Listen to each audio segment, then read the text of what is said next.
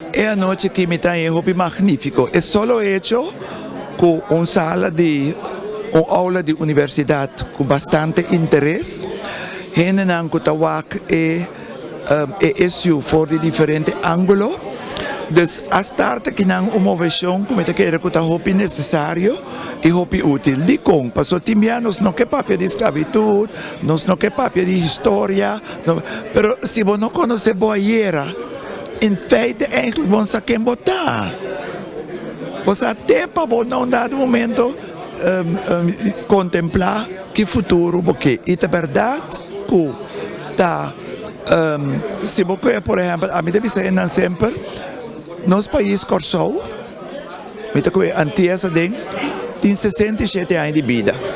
Dat waren vanaf 1954. Ora nós temos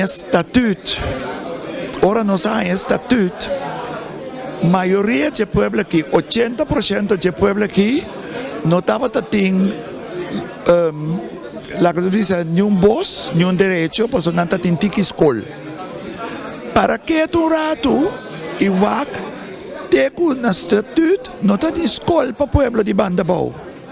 Não tem escola para o povo de Bandariba. Ok, St. Joseph, etc. Pero o governo não serve com fraternidade.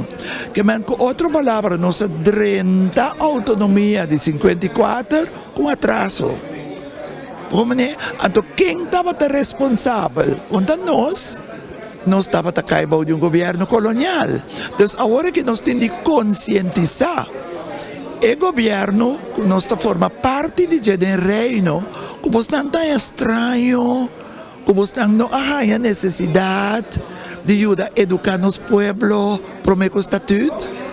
Então, nós a começar a educar nosso povo, o povo humilde, depois do Estatuto 54. Que essa é também uma reparação, que nós temos estatuto com achterstand.